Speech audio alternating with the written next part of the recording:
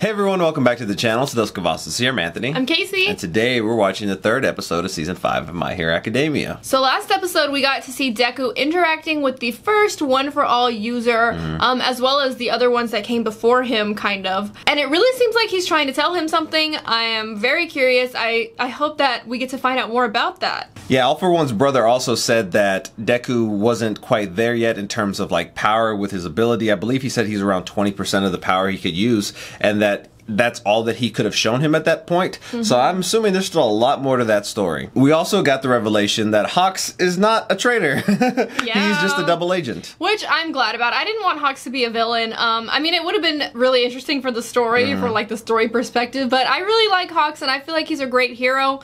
And I feel like him and Endeavor have a really good relationship that is forming, you know, he's always looked up to Endeavor. And I just didn't want that to be tainted with the blood of everything that they've done. Yeah, I wonder if that's gonna kind of peek back into like further episodes when Endeavor he just kind of seemed like he was not questioning Hawks, but just kind of like, oh, so what about this? Yeah. And I think that there's the possibility that that might come back into play, and I wonder if that could mess up like a plan later on down the road when like Hawks is undercover and then Endeavor sees him type of thing and he's gonna like maybe go ballistic about it. Who knows? Also, Endeavor seems like he is trying to actively make an effort to repair things with his family. But you know, it's been years of this issue that was going on with him, and you know, it's not gonna be that easy. And from their perspective, you just like walked back into their life and you know, kind of expected to build a relationship, which I think he understands that. So I feel like it's going to take some time there. Alright, well if you haven't already, don't forget to like and subscribe and check out our Patreon for full-length reactions. We also have a second YouTube channel now called Dos Cavazos IRL. We actually just went to an Attack on Titan themed cafe and documented our experience. It was super fun. We also have a Demon Slayer cosplay video over there. If you want to check that out, the link's down in the description. Alright, let's jump into this episode. You witnessed the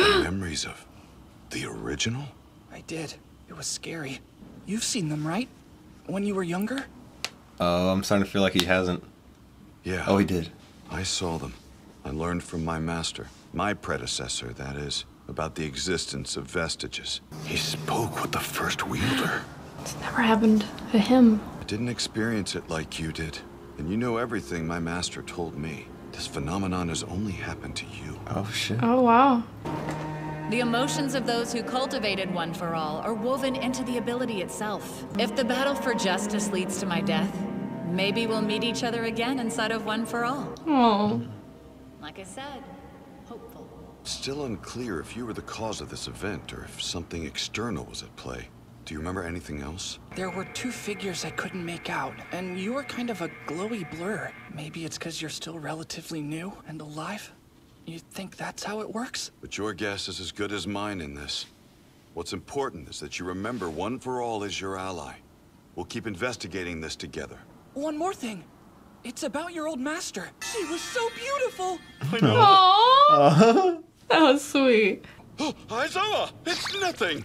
No special treatment or funny business. Like I caught you doing something inappropriate. What the heck? Calm down. Hey, Shinso! Oh. Are you hanging out with Mr. Aizawa? Is that I hope like you're learning his a lot from him. little... Oh, I am. What you call it? Oh, like he's taking him under his wing? I think so. They both Maybe have that's why they tiny have that. eyes. Well, also the yeah. thing, like in the like, credits. He's got a little apprentice. Oh. Today, there will be a special participant. Please try not to embarrass yourself. It's gonna be Shinso. Who's going to be joining us? That's I'll who. murder him. Is it a babe? We'll do our best, whoever it is. This person is interested in switching to the hero Yeah, track. it's Shinso. From General Studies Class C, Hitoshi Shinso. He has the thing. Oh, cute. He's really being Daddy Zawa. Dad Zawa. The first time I saw the vestiges of One For All was when I was under Shinso's control. Was the timing coincidental? Or was there a reason? Now that he entered the picture again. Something about him? I already faced some of you as opponents during the sports festival. He looks But pretty we're not determined friends now. just because we fought before. One day I will become a proper hero. Then I can use my powers to help citizens in need. All of you are hurdles I must overcome. I'm not here in search of friends. I'm here to be America's Next Top Model. Whoa, he's so serious. Be on guard. He's taking intensity lessons from you, Roki. Wait, you think so? He'll be participating in 2 matches. 1 time with us and 1 time with Class A. In other words, 2 of the 5 matches will be 5 against 4. Prepare yourselves. Listen closely to the scenario. You're all hero agencies trying to capture a villainous organization. You should consider your opponents to be evil criminals. Oh, we're heroes, but we're villains to the opposing team? I've lost this sort of roleplay before. You just go against your nature. Space camp will find an adorably decorated prison. Adorably? Principal Nezu's face. Who designed that thing? Principal Nezu. Be most efficient to try and disarm our opponents and capture them near their own bases. Your turn, Shinso. You'll join 1 team from each class. Let's have some fun out there, man. This is gonna be awesome. Bet girls kind of dig that smirk. Break them in, huh? You're a perfect addition. Let's destroy the always in danger Class A and humiliate them. Take a lesson from us and tune him out as much as you can. I still have questions about the vestiges of One for All. But right now, I can't wait to see how he fights. Aww, cool nerdy Abilities he side. learned. All Might and Midnight are here together. Is it a date? Stop that. Older men are my thing. We have a pretty good idea of the other team's different abilities. But let's try to stick close together. There's safety in numbers, after all. Asui's camouflage. If you know where to look, you can still see her. Thank you, friends. So, did they find her? Shiozaki's to our left, alone. She's using her vines to feel out her surroundings as she heads this way. I hate to go after the girl all alone, but we gotta stop her, right? Oh shit, the Beast Titan. crap! He saw where she was. We knew you guys would send Koda to search for us, and we planned accordingly. Also that you would likely be bait. most wary of Shiozaki's quirk. Using her as a decoy, I crawled through the shadows to find you. You can't use much electricity with your friends around, can you? He's getting ready. Take them down, Shishida. What's this new like device gonna do? He stopped him. Wait, did you get brainwashed? It sounded like Shinso somehow talked with my voice. Wait, what? What? What is that mask? Vocal modulator. It mimics other people's voices. Oh my gosh. But then how does that allow him to use his quirk? So like if he uses like "Are you ready?" he answered to it, but he did the other guy's voice. So he found a device that can mimic somebody else's voice, so he could get somebody else's voice to ask them the question, because nobody's gonna answer his question if they know his quirk, you know? But if they think it was somebody else talking. Oh, like wait. Okay, wait, so no. he mimicked the guy on top of him, his voice, and he asked him, "Are you ready?" But he used his voice. him? But okay, Shinso Yes. copied the guy on the beast's back's voice Yes. and asked, "Are you ready?" to the beast. But because he answered Shinso and not him, that's when he was able to control him. Okay, that's awesome. Yeah. That took me a minute. Took Casey a while. That's cool. That's crazy. Yeah, I was He can wondering, basically do like, anything, yeah. Because it how is- has to be, you have to answer the question, right? You have to answer his question to be able to be controlled. Yeah. So it's not ask a question, it's answer his question. Yeah, Yeah. I'm assuming. So he can never ask anybody questions. I wonder if I guess he could always just like choose not to control someone, right?